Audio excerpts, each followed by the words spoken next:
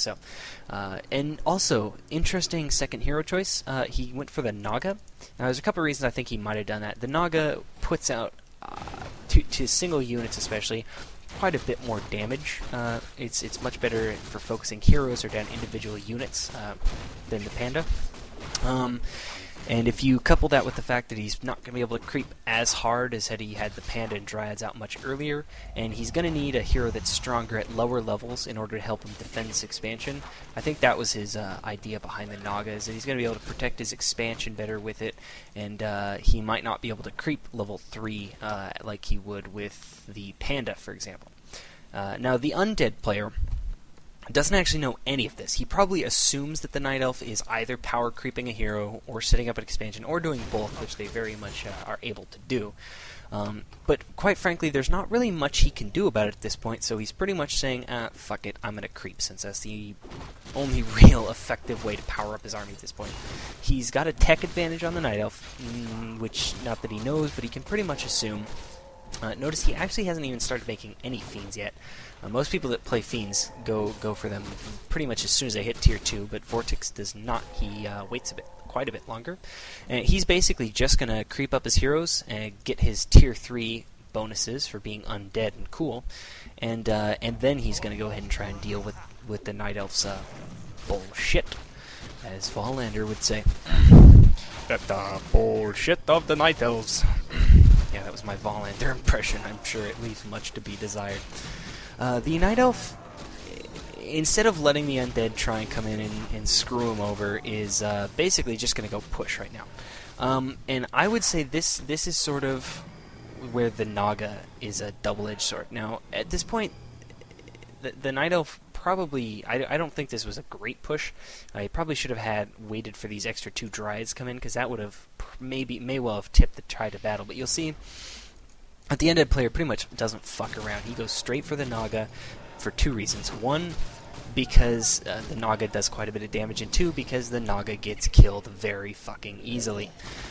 So that's pretty much the whole downside of the Naga, is that it gets really screwed over. So you're going to see he loses, I think, 3 archers, a Dryad, and his Naga here. Which, okay, great, you've stalled for your expo, but that clearly didn't work out. So it was an unfortunate turn of events for the Night Elf, but I think at this point in the game he's used to having a bigger army than he did there, but since his tech was delayed and everything, and he wasted a lot of money on an expo, which has yet to pay for itself, he definitely did not.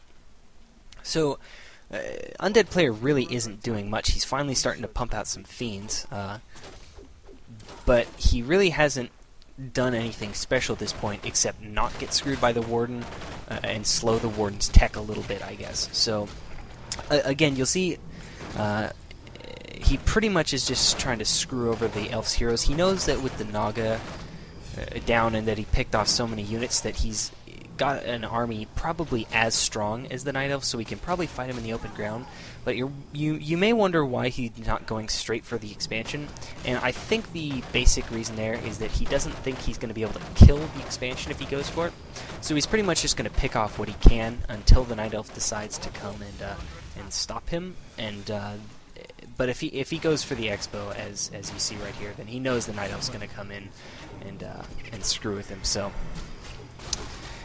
And at the same time, as before we saw the weakness of the Naga, here we kind of see, well, not necessarily, but we sort of see the strength of the Naga, as the Naga does get killed again. But the slow arrow on the Naga, coupled with the Shadow Strike slow, means that the Death Knight can't move for shit. I don't care if you got boosts of speed, I don't care if you got aura, that fucker ain't moving for shit. So, yeah, but the Naga does die again, which is funny.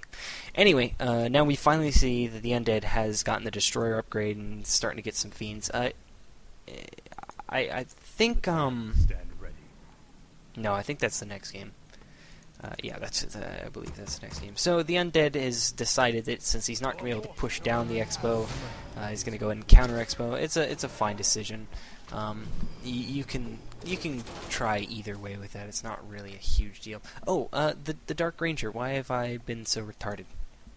The reason behind the Dark Ranger is no. Okay, pause. Look at his base. Look at the Warden. The Warden blinks back.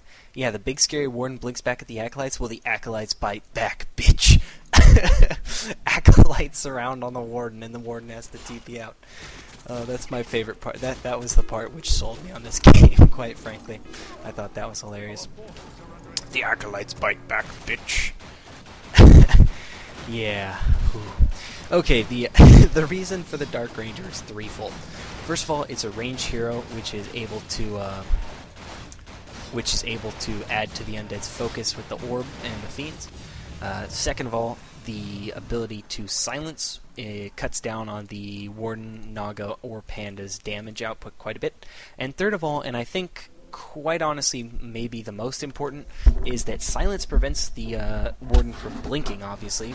So if the Warden gets in there and he Coil Nova silences, as you just saw, until he popped that invul, then the Warden is going to take quite a bit of damage and not be able to do much about it. Oh yeah, this is the part I was thinking about. Okay, so the Warden goes down just because the Undead has like level the tri-hero nuke effectively, even though the Warden's not, or the Dark Ranger's not nuking, it's silencing.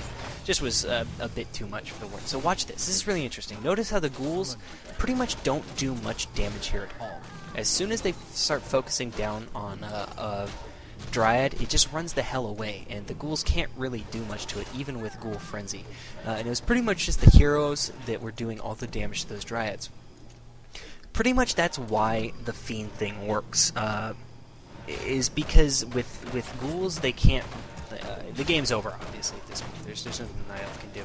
But the ghouls can't really get in, close in on the Dryads and hurt them, whereas the Fiends can...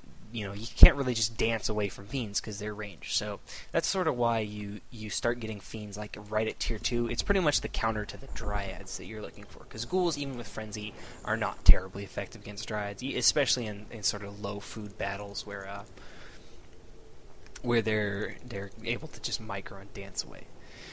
Oh, so that was that. Again, I know this isn't fantastic Gosu strategy. I haven't really sat down and taken a bunch of notes on these games. We're pretty much mostly just focusing on how he's dealing with sort of the Warden, because I think that's the main problem people have, is dealing with the Night Elf heroes, not necessarily so much their unit composition, since I don't think it's any surprise that fighting Bear Dryad isn't necessarily too hard with Fiends and Frostworms and Destroyers and whatnot. So second replay, Twisted Meadows, pause at 2 minutes, yada yada yada. 13x speed. Oh, I mean 1x speed. Excuse me. Excuse me, my comedian is showing. Aren't I funny?